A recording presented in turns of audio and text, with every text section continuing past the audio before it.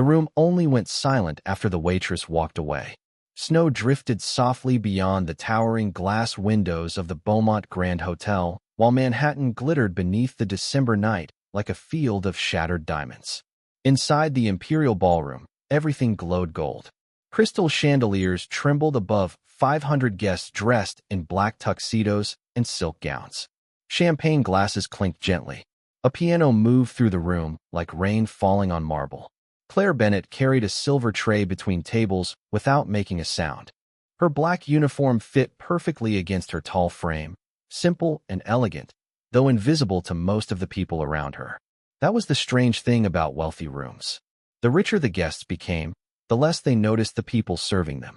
Claire had learned that during her first week working events in Manhattan. By her third year, she had mastered the art of disappearing. "Table 12 needs another bottle of Dom Perignon," whispered a nervous young waiter beside her. Claire nodded once and adjusted the silver cuff around her sleeve. Calm, precise, quiet. Her blonde hair was pinned neatly into a low bun, and the small gold name tag over her heart reflected the chandelier light every time she moved. Claire Bennett. Two simple words nobody important would remember by morning. At exactly 8:15 p.m., the atmosphere inside the ballroom shifted. It happened almost instantly. Conversations lowered. Shoulders straightened. Even the piano player glanced toward the entrance. Ethan Calloway had arrived. The billionaire CEO stepped into the ballroom wearing a midnight black tuxedo tailored so sharply it looked carved onto him. 6'3", silver watch, cold blue eyes. The kind of face financial magazines called visionary and women on television called dangerous. Cameras flashed near the entrance as executives rushed to shake his hand. Ethan acknowledged them with controlled smiles that never quite reached his eyes. Claire watched quietly while pouring champagne at table 7. She recognized men like him immediately. Powerful men who had spent too many years being the smartest person in every room. Men who mistook intimidation for respect. "That's Ethan Calloway," whispered the young waiter beside her. $42 billion. Claire continued pouring. That's all you have to say?" the waiter asked. "Money is loud enough already," Claire replied softly. Before the waiter could answer, the ballroom coordinator hurried toward her. "Claire, table 1 is yours tonight." Claire glanced across the ballroom. The VIP table sat beneath the largest chandelier in the room, surrounded by investors, politicians, and international donors. At the center sat Ethan Calloway. "Understood," Claire said. She crossed the ballroom slowly, heels clicking softly against polished marble. Every movement controlled, every breath measured. Years earlier, her father used to tell her that dignity was something no one could hand you, and no one could take away unless you surrendered it yourself. Claire remembered that now as she approached the most powerful table in the room. "Good evening," she said calmly while setting fresh glasses down beside the guests. "Can I refresh anyone's champagne?" Ethan barely looked at her at first.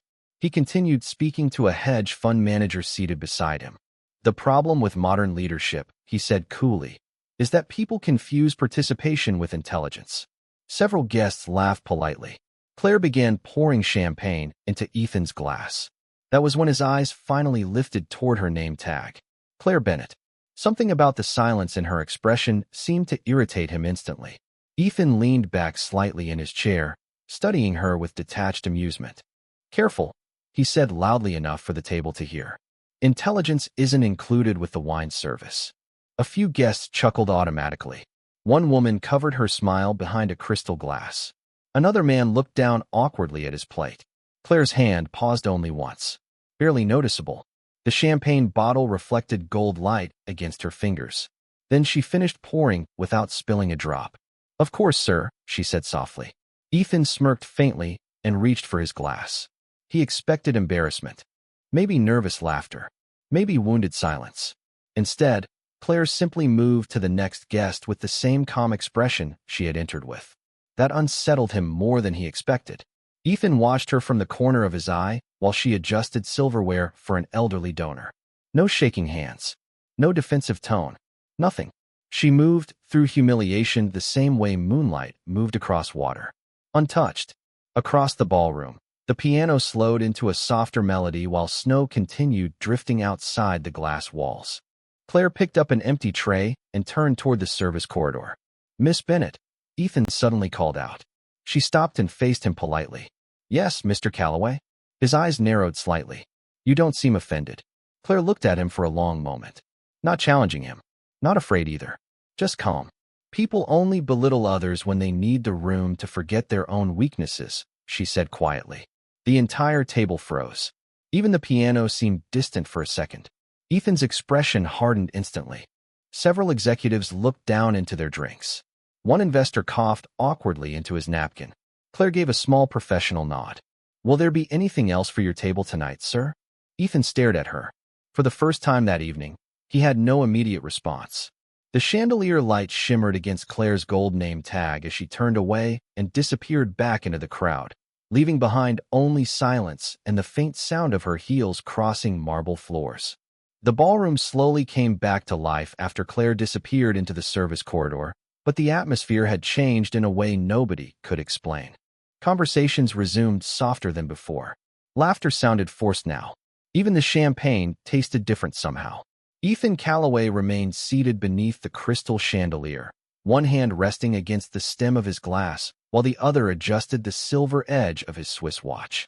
He hated moments he could not control, especially moments caused by someone he had already decided was insignificant. Across the long VIP table, Senator Warren cleared his throat awkwardly. Well, he muttered with a weak smile, your waitress certainly has confidence. Ethan did not answer immediately.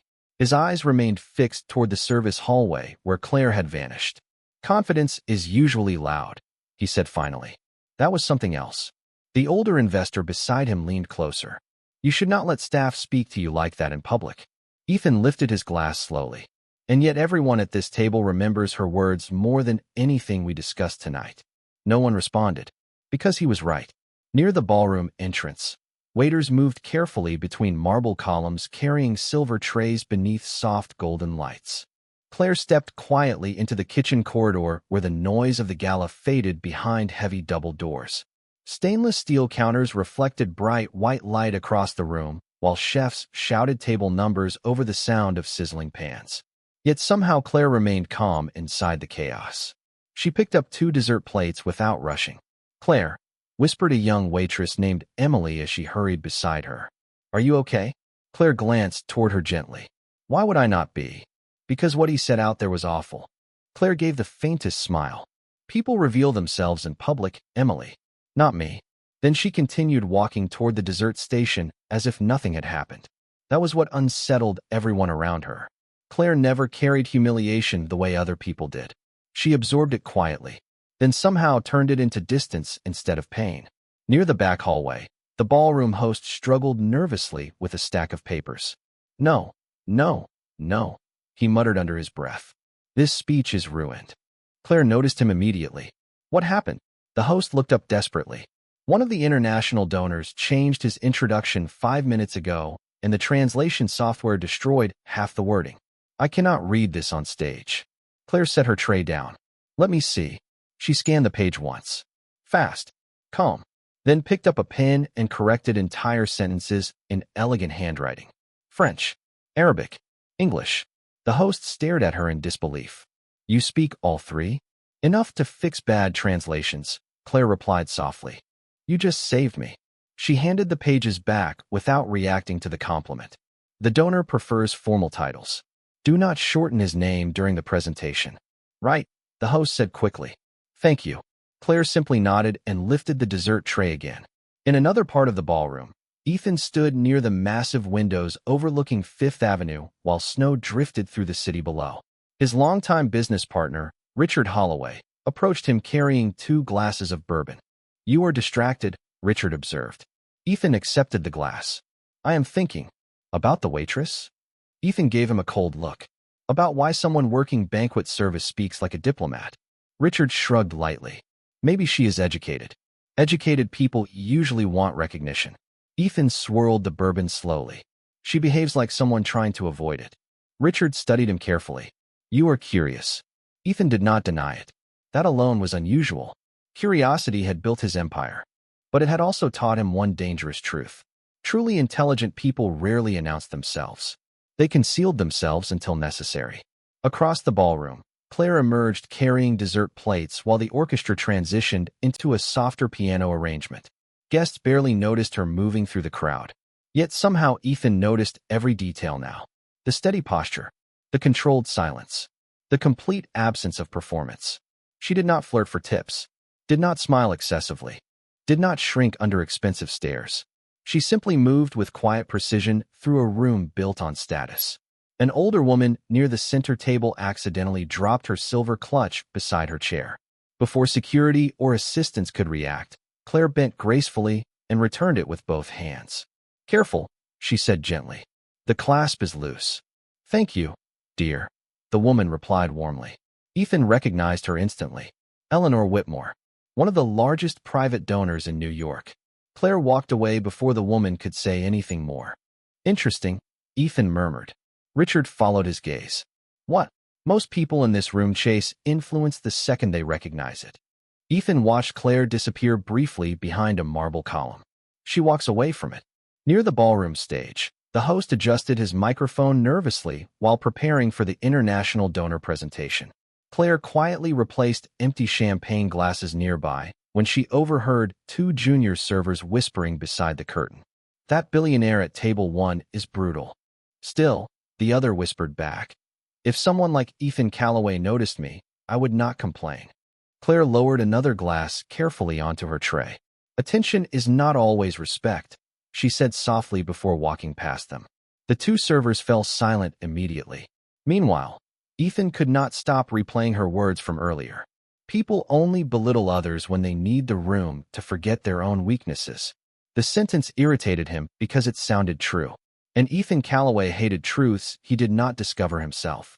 As the lights dimmed slightly for the next presentation, he looked toward the ballroom entrance again, searching without meaning to.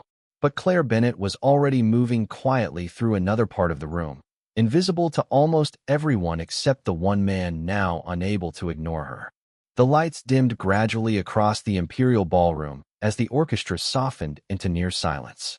Massive digital screens descended beside the stage while guests adjusted themselves in velvet chairs, and crystal reflections danced across polished marble floors. Outside the glass walls, Manhattan disappeared deeper into snow. Inside, billions of dollars sat beneath chandeliers pretending to care about charity. Claire Bennett carried a tray of espresso cups toward the side aisle while the master of ceremonies stepped onto the stage with nervous energy hidden beneath a practiced smile. "Ladies and gentlemen," he announced warmly, "please welcome our international partners from Al Noor Holdings." Applause rolled gently across the ballroom. Near the center table, Ethan Calloway straightened slightly in his chair. Richard leaned closer beside him. "This is the Saudi investment group I mentioned earlier," he said quietly. $3.8 billion. Ethan nodded once. His expression sharpened immediately. Business pulled him into focus the way storms pulled ships toward shore. At the far entrance, three men in dark tailored suits entered alongside a translator and legal advisors carrying black portfolios. Their presence shifted the atmosphere instantly. Quiet confidence. Old money. The kind that did not need headlines to feel powerful. Claire moved silently between tables pouring coffee while watching the interaction from a distance. One of the international executives spoke softly in Arabic to the translator beside him. Ethan stood to greet them near the stage stairs. Firm handshake. Controlled smile. Perfect posture. The ballroom cameras flashed again. "Mr. Calloway," the translator announced politely, "Sheikh Rahman thanks you for your hospitality tonight." Ethan shook the older man's hand. "The honor is mine." The men sat together at the center VIP table, while legal assistants opened folders filled with contracts and projections. Waiters moved carefully around them like shadows. Claire stepped near the edge of the table to refill water glasses without interrupting. The conversation shifted quickly into financial terms. Numbers, partnerships, ownership percentages, long-term infrastructure rights across Middle Eastern markets. Ethan listened carefully while the translator repeated Sheikh Rahman's Arabic into English. At first, everything sounded smooth. Then Claire's hand slowed slightly around the water pitcher. Just once. The translator continued speaking confidently. Al Noor Holdings agrees to temporary advisory participation over regional assets for a period of 18 months. Ethan glanced toward his attorney. That aligns with our understanding. Papers began sliding across the table. Pens appeared. The ballroom host smiled nervously near the stage, sensing the significance of the deal unfolding publicly. Claire remained perfectly still behind Ethan's chair. Her eyes lowered briefly toward the Arabic contract beside the translator, then back toward Sheikh Rahman himself. Something did not match.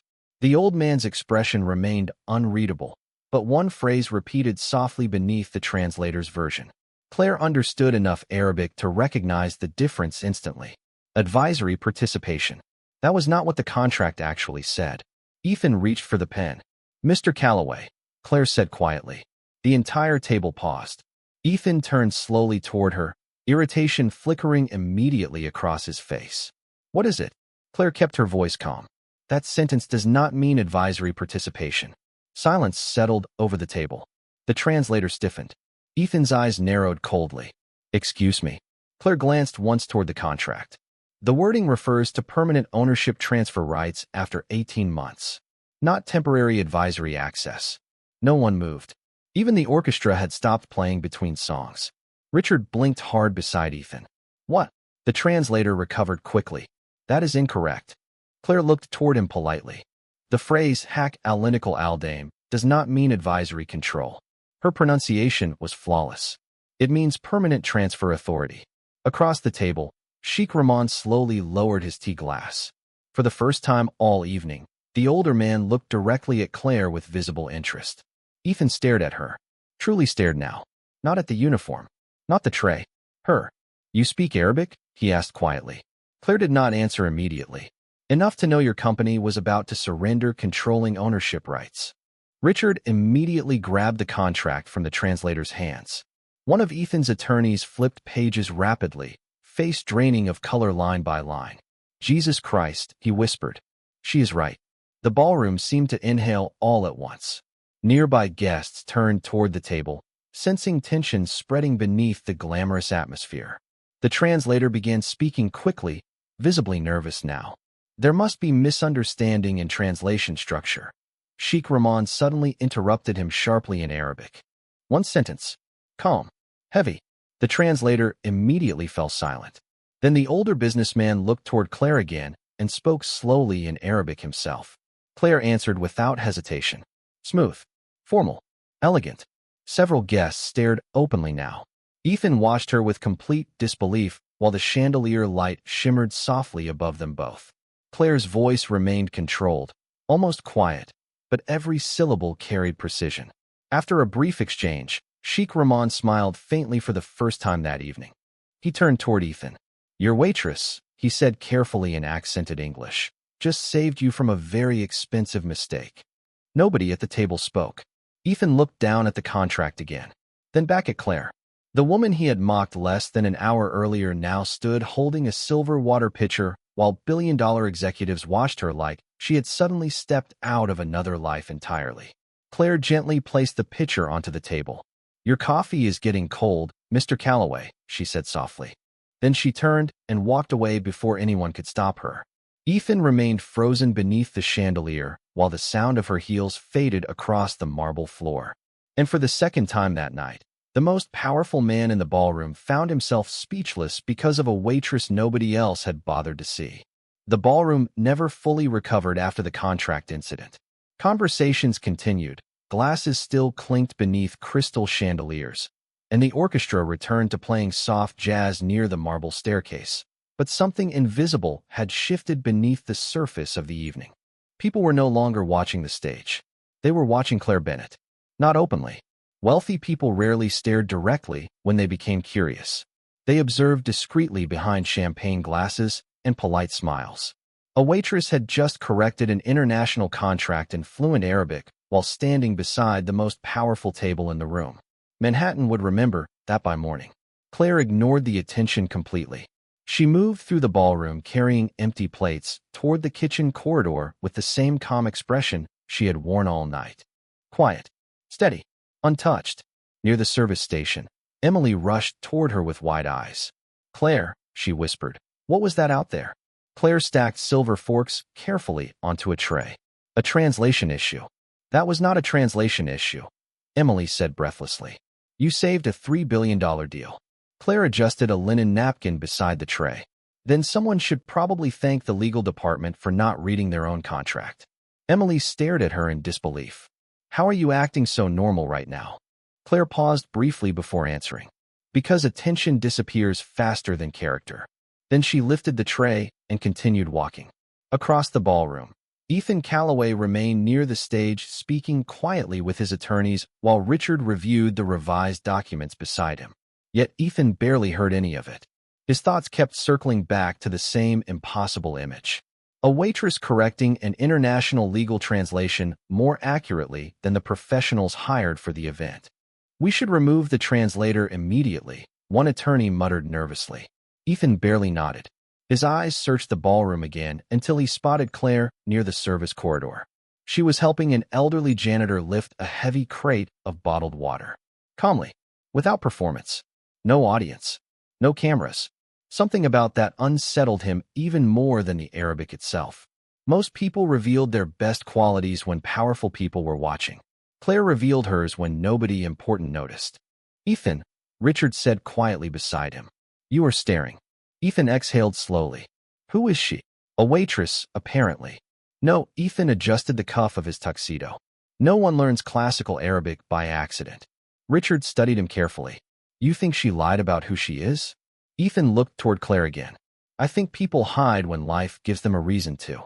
Meanwhile, near the ballroom entrance, several guests had already begun whispering among themselves. Did you hear her pronunciation? She sounded native.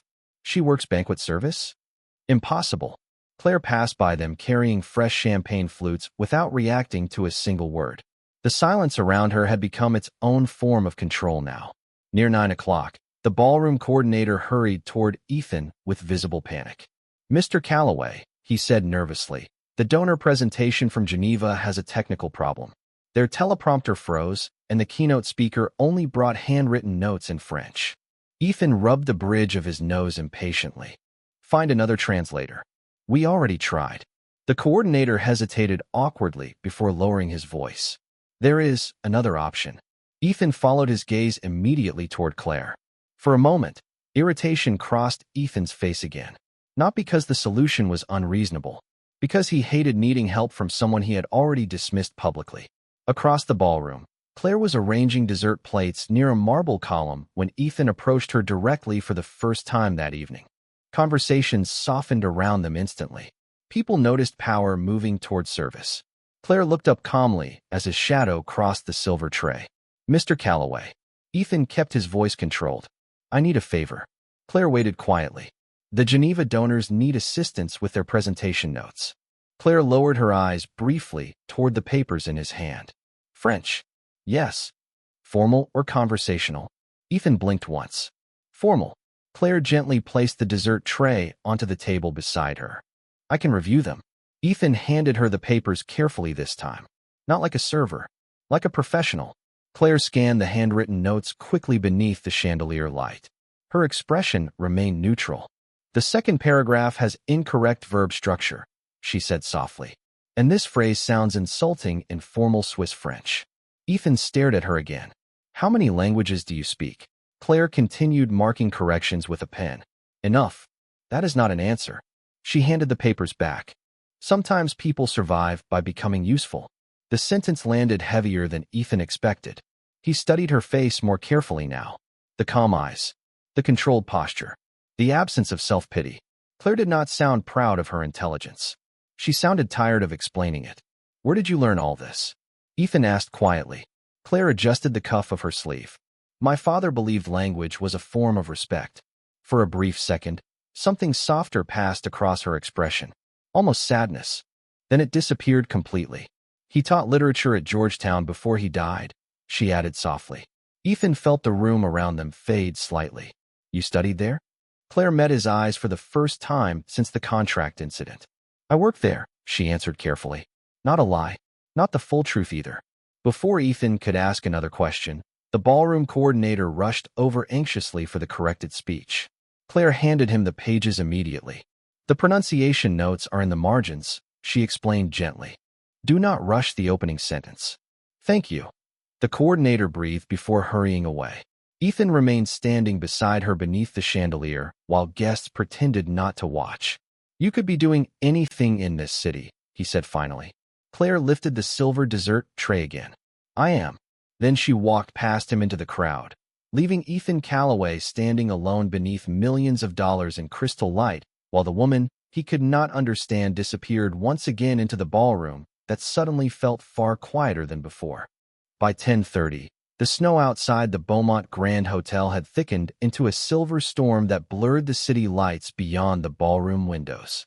Inside, the gala had shifted into its final phase. Jazz floated softly through the air, while wealthy donors loosened tuxedo jackets and executives exchanged promises beside half-empty champagne glasses. Yet despite the luxury surrounding them, the center of attention had quietly changed. It was no longer the billion-dollar pledges. It was Claire Bennett. Ethan Calloway stood near the grand staircase with one hand inside his pocket while watching her move through the ballroom again. Every instinct he trusted in business told him the same thing now. Claire Bennett did not belong in banquet service. She carried herself like someone who had once stood in rooms far more important than this one. You are still thinking about her, Richard observed beside him. Ethan took a slow sip of bourbon. I dislike unanswered questions.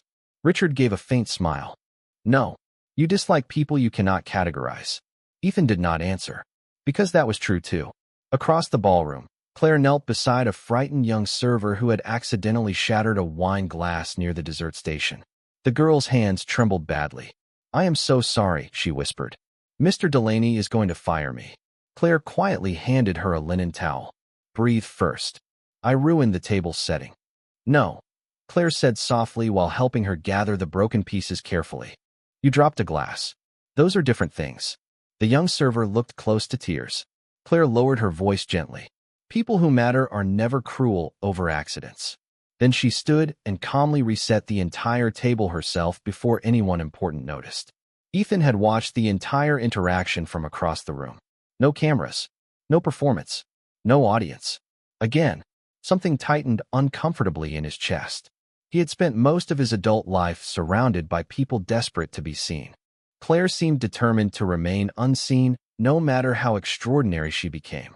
Near the ballroom entrance, Eleanor Whitmore approached Ethan slowly with a champagne glass in hand. The elegant older donor smiled knowingly.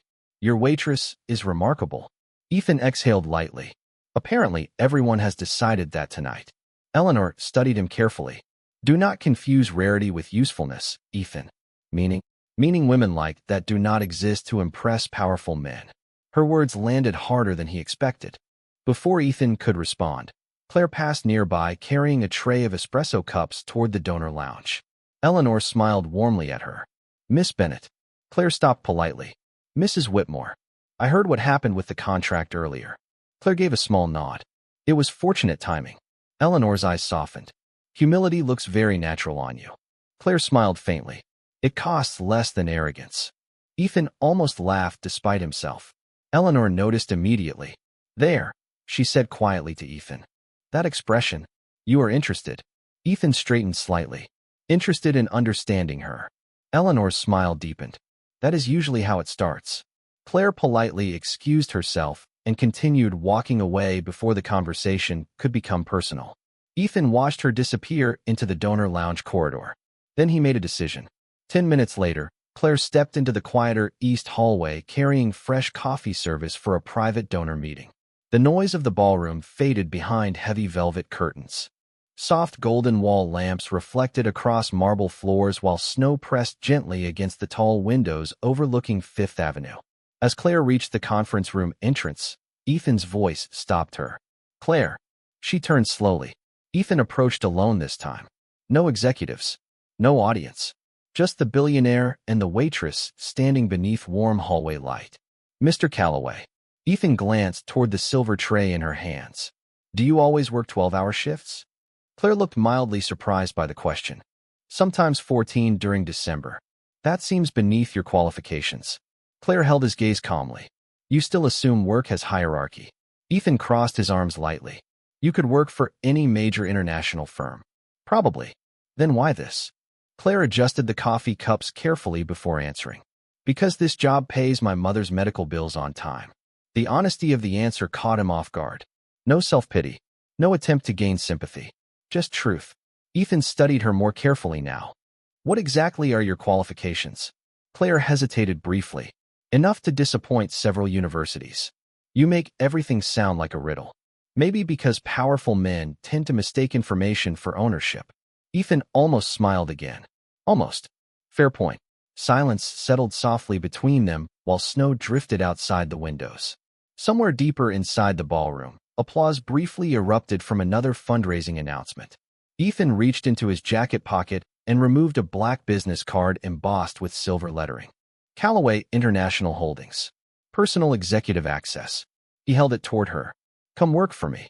Claire looked down at the card but made no move to take it. Ethan continued calmly. 6 figures immediately. Full benefits. International travel if you want it. I need people with your intelligence around me. Claire finally looked up. Need. Ethan corrected himself slightly. Value. There is a difference. Ethan lowered his hand slowly. You would rather serve champagne than negotiate international contracts. Claire's expression remained perfectly calm. I would rather sleep peacefully than spend my life being owned by powerful men who think opportunity is generosity. The sentence hit him harder than public embarrassment ever could have. Ethan stared at her beneath the warm hallway light while she remained completely composed. No anger. No bitterness. Just certainty. You think that is what I am offering? He asked quietly. Claire finally accepted the business card from his hand. For one brief second, Ethan thought she might say yes. Instead, she turned the card over once between her fingers before gently sliding it back into the pocket of his tuxedo jacket herself. I think, she said softly, you are not used to hearing no. Then she lifted the silver tray again and walked past him toward the donor meeting without another word, leaving Ethan Callaway standing alone in the silent hallway while snow covered Manhattan beyond the glass like the city itself was trying to disappear. By 11:15, the warmth inside the ballroom had become almost dreamlike against the storm outside. Snow pressed heavily against the towering windows while Manhattan disappeared beneath white silence. The gala guests had grown louder with wine and confidence. Tuxedo jackets hung loose now. Diamond bracelets flashed beneath chandelier light. Somewhere near the orchestra, a woman laughed too loudly at a joke nobody else understood. Claire Bennett moved quietly through the noise carrying a tray of fresh champagne flutes toward the west side of the ballroom. She had learned years ago that wealthy rooms became crueler the later the hour grew. Alcohol loosened more than conversation. It loosened character. Near the donor lounge, Ethan Callaway stood alone for a moment watching the snowfall beyond the glass. His untouched bourbon rested beside him on a marble ledge. He kept replaying Claire's words in the hallway. You are not used to hearing no. The sentence irritated him because it exposed something he had spent years disguising beneath success. He was accustomed to movement. Deals moved. Markets moved. People moved when he applied pressure. Claire Bennett had not moved at all. Behind him, Richard approached quietly. You look like a man losing an argument with himself. Ethan exhaled lightly. She returned my card.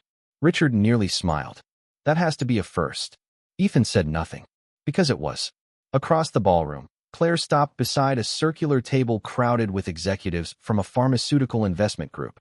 Most were already drinking heavily. One of them, Charles Delaney, leaned back in his chair with a flushed face and careless grin as Claire poured champagne into his glass. You are the famous Waitress now, he said loudly enough for nearby tables to hear. Several guests turned immediately. Claire continued pouring calmly. I do not think that is a real title, sir. Delaney laughed. Come on now. Do not be modest. Half this ballroom is talking about you.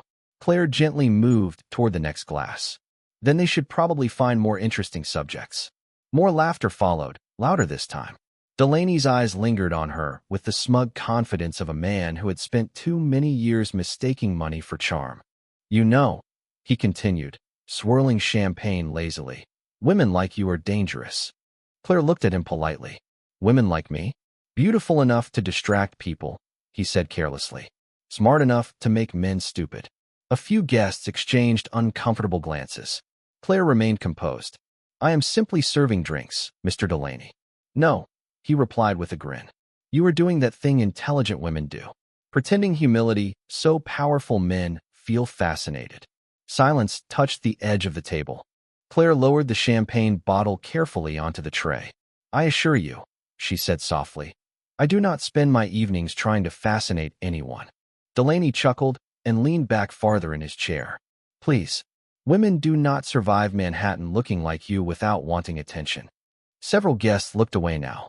One woman quietly set her glass down. The atmosphere had shifted. Ethan noticed immediately from across the ballroom. His eyes narrowed toward Delaney's table while Richard followed his gaze. "This should stop," Richard muttered. Ethan did not move yet. Something held him still. Perhaps pride, perhaps uncertainty, or perhaps the uncomfortable realization that Claire did not need rescuing the way other people did. Back at the table, Delaney lifted his glass toward Claire mockingly. "Honestly, sweetheart, you should be grateful men like us even notice you." The sentence landed heavily beneath the chandelier light. Nearby conversations softened instantly.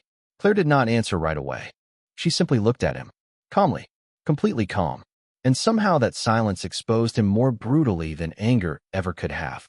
Delaney's smile weakened slightly beneath her gaze. Claire finally spoke in the gentlest voice imaginable. "Respectfully, sir, being noticed is not the same as being valued." No one laughed this time. The orchestra continued playing softly in the distance, but the tension at the table had become impossible to ignore. Ethan watched everything now without blinking.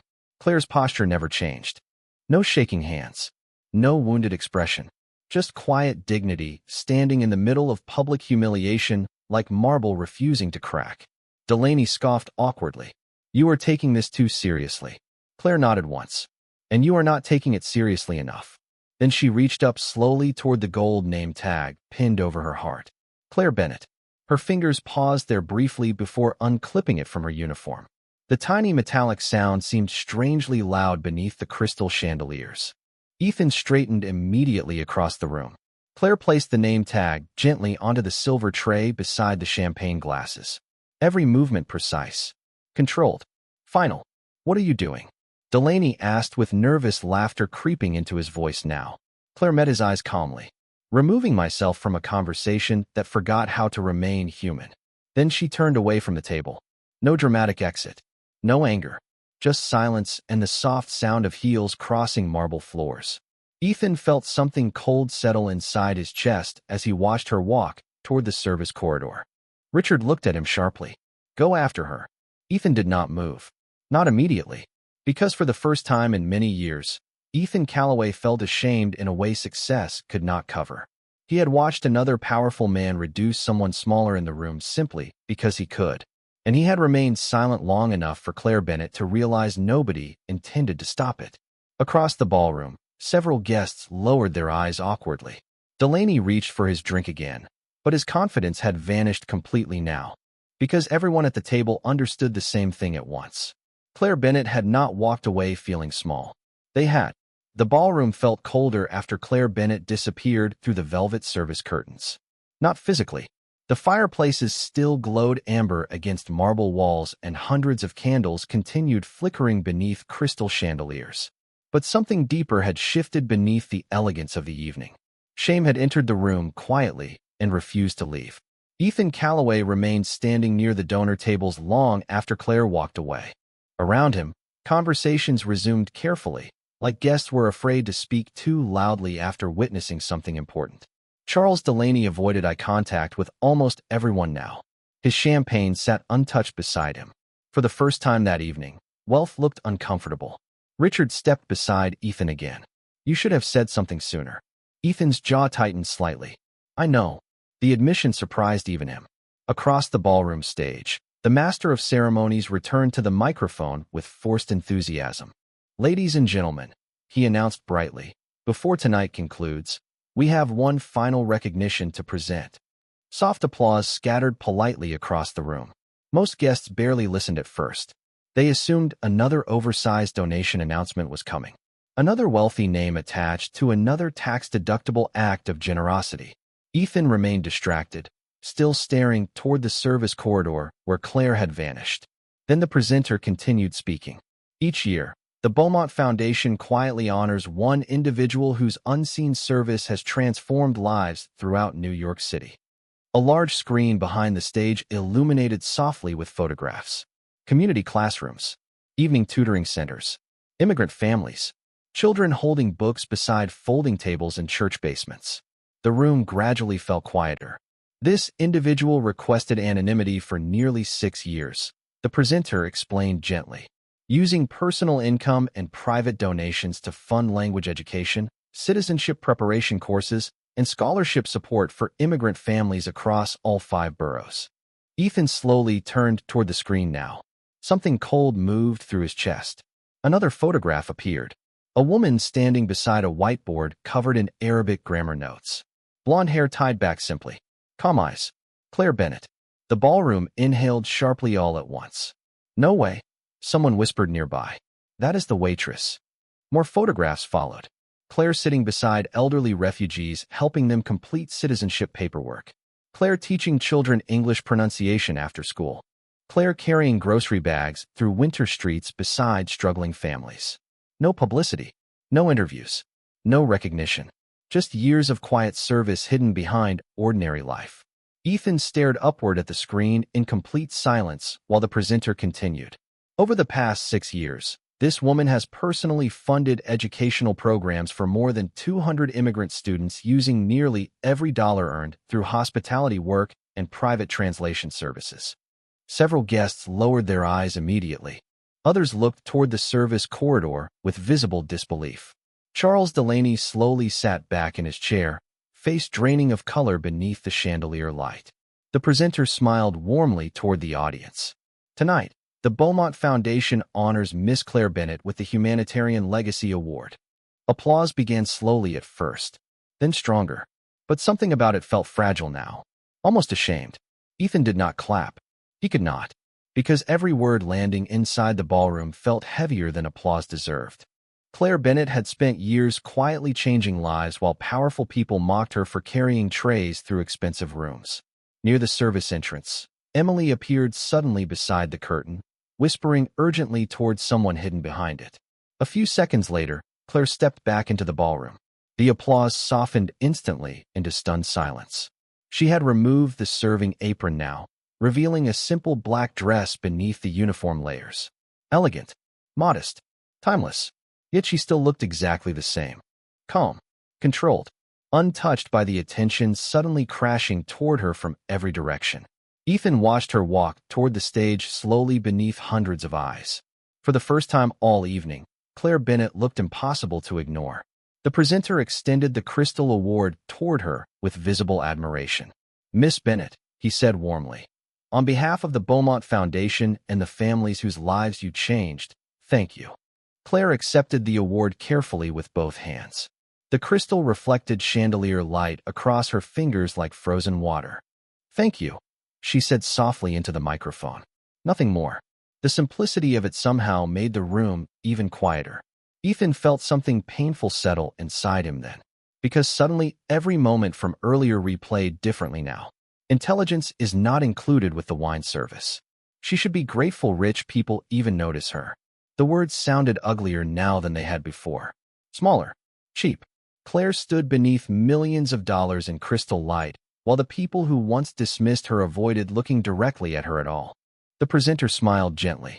Would you like to say anything else before we conclude tonight's gala? Claire hesitated briefly. Her eyes moved slowly across the ballroom.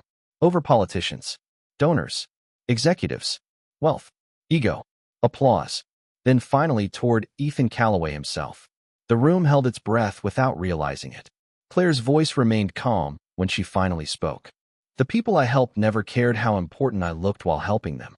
Silence spread softly through the ballroom. And I think, she continued gently, that says everything. Nobody moved. Nobody spoke. Even the orchestra remained still beneath the chandeliers. Ethan felt the full weight of her words settle across the room like snowfall. Claire gave a polite nod toward the audience.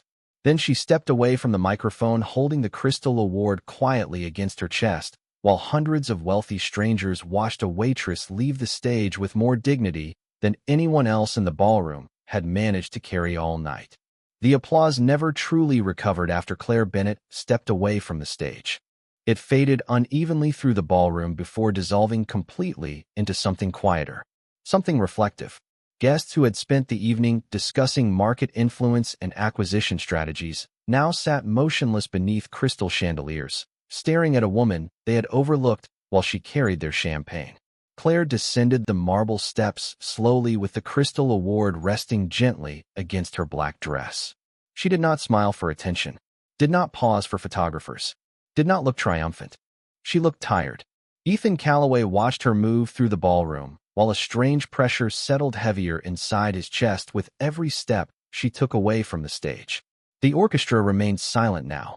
Even the musicians seemed unsure whether music belonged in the room anymore. Claire approached the service corridor calmly, intending to disappear again into the quiet space where people like her were expected to exist. But before she reached the velvet curtains, Ethan's voice stopped her. "Claire." The sound carried farther than he intended beneath the chandeliers. Every conversation died instantly again. Claire turned slowly.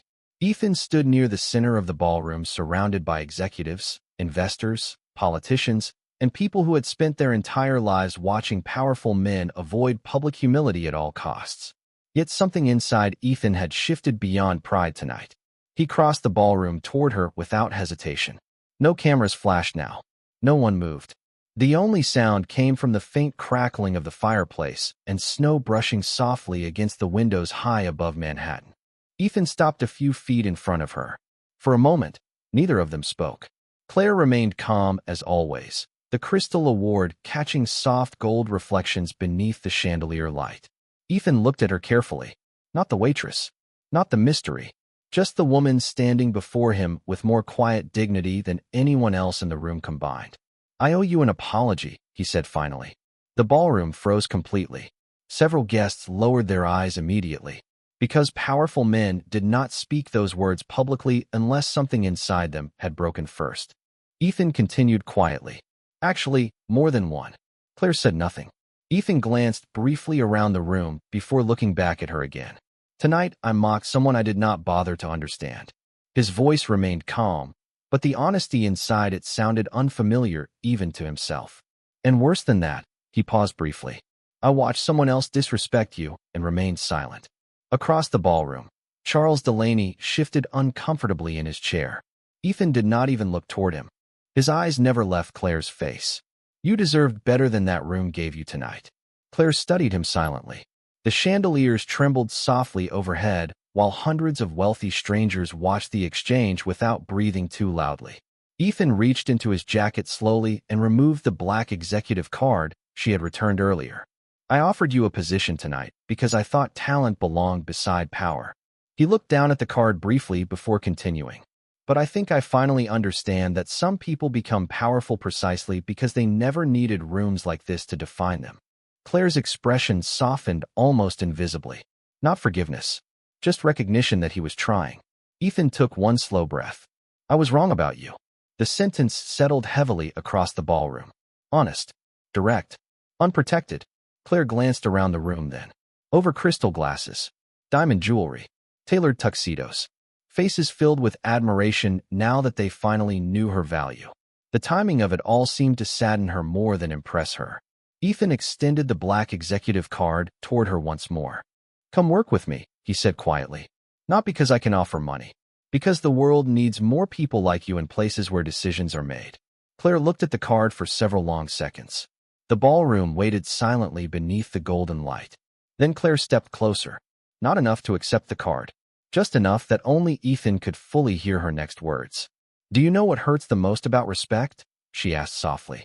Ethan frowned slightly. Claire's eyes remained calm. "How quickly people offer it once they realize you were useful all along." Ethan's expression changed immediately, because she was right.